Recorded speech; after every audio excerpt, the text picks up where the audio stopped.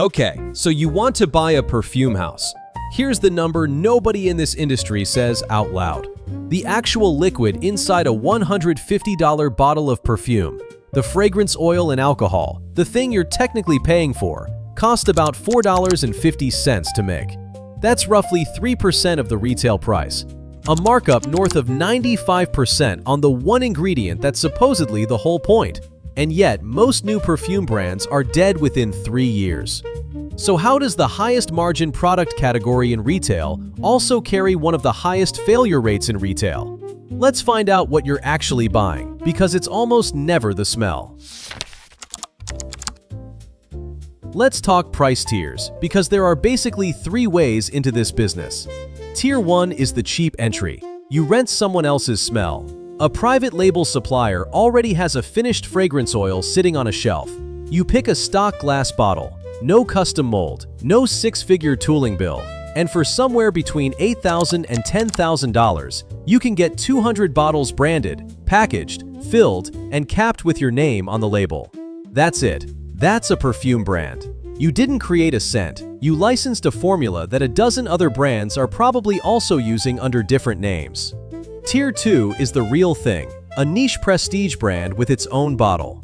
Now you need a bespoke glass mold, and that alone runs $5,000 to $30,000 before you filled a single unit.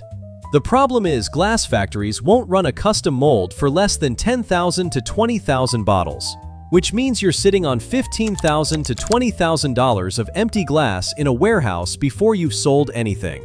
Add a real perfumer to develop the formula, packaging design, and a launch marketing budget, and you're easily at $250,000 to $500,000 before your first sale rings up. There's a hidden cost nobody budgets for going in: shelf space. Landing a physical counter at a department store or a chain like Sephora usually requires guaranteed minimum sell-through, co-op marketing fees, and a wholesale discount on top of everything already spent, which is exactly why most niche brands stay direct to consumer far longer than they'd like, no matter how good the formula is. Tier 3 is buying the house outright. In 2023, Kering, the parent of Gucci and Saint Laurent, paid $3.83 billion for Creed, a fragrance house founded in 1760 that had stayed in the same family for 260 years. Kering didn't buy that from the family directly. They bought it from BlackRock, which had picked up a majority stake in 2020 and reportedly walked away 3 years later with something like a 120% internal rate of return. That's the real price list for this industry: $10,000 to rent somebody else's smell, or $3.83 billion to own 2.5 centuries of it. Now, the rules of the game, because this industry runs on a mechanism almost no customer understands. Gucci doesn't make Gucci perfume. Neither does Hugo Boss, or Calvin Klein, or half the fashion names on a department store fragrance counter. Those bottles are made, marketed, and distributed by a handful of licensing companies who pay for the right to use somebody else's name. Coty holds licenses including Gucci and Hugo Boss and controls around 12% of the global fragrance market. Puig, after its 2024 IPO, holds roughly 10% through names like Carolina Herrera and Paco Rabanne. Inter Parfums is the 4th largest player worldwide at about 5.2% market share. The standard deal is a royalty of 3% to 8% of net sales, though truly prestigious names can push that as high as 14%. But every one of those deals comes with a guaranteed minimum, typically 25% to 40% of the projected royalty. A common structure looks like a 7% royalty tied to a $1 million minimum guarantee. Miss your sales target, and you still cut that check to the fashion house whose name you're renting, whether you sell one bottle or none. Then there's where it actually gets sold. Perfume and cosmetics together make up about 41% of all travel retail revenue worldwide, and airports account for roughly 70% of that market. That's why you can't walk through an airport without wading through a perfume counter, and why, despite the tax exemption, studies have found duty-free perfume can run up to 90% higher than the same bottle at a regular retail price. Duty-free doesn't mean cheap. It means a captive audience with nowhere else to shop for the next 2 hours.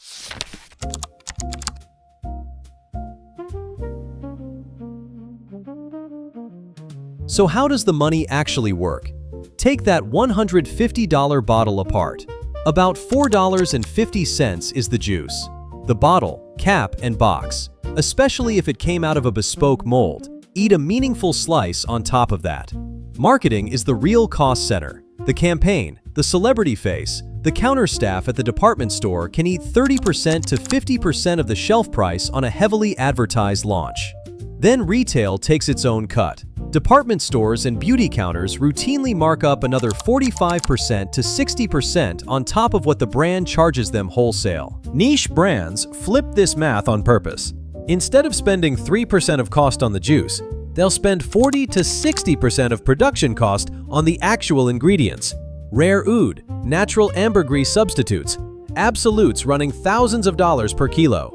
Because the ingredient story becomes the marketing. You're not buying a smell, you're buying a sentence you get to repeat about civet musk from one specific valley.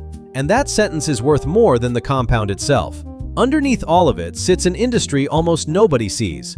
Companies like Givaudan, IFF, and Firmenich actually formulate most of the world's fragrance compounds.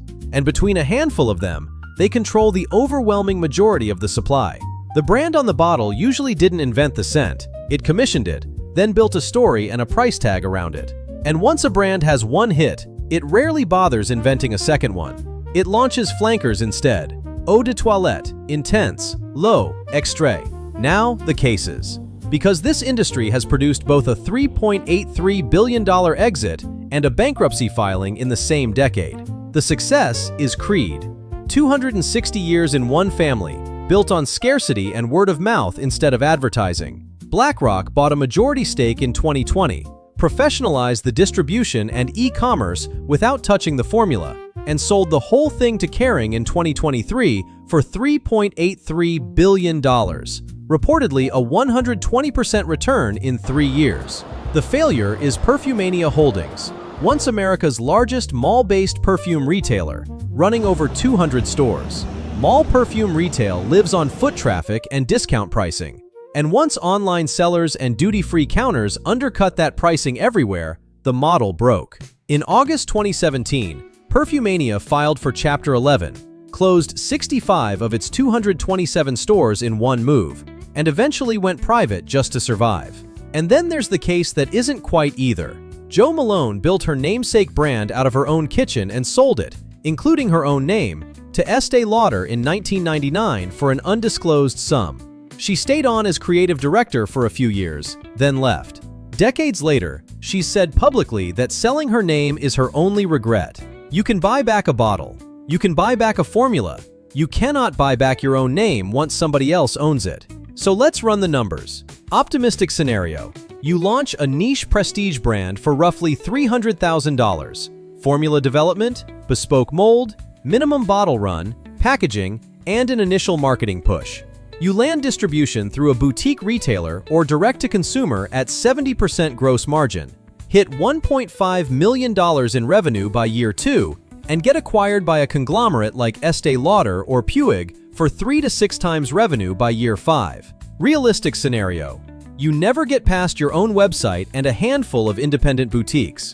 Marketing eats 40% of revenue just to stay visible against brands with actual advertising budgets.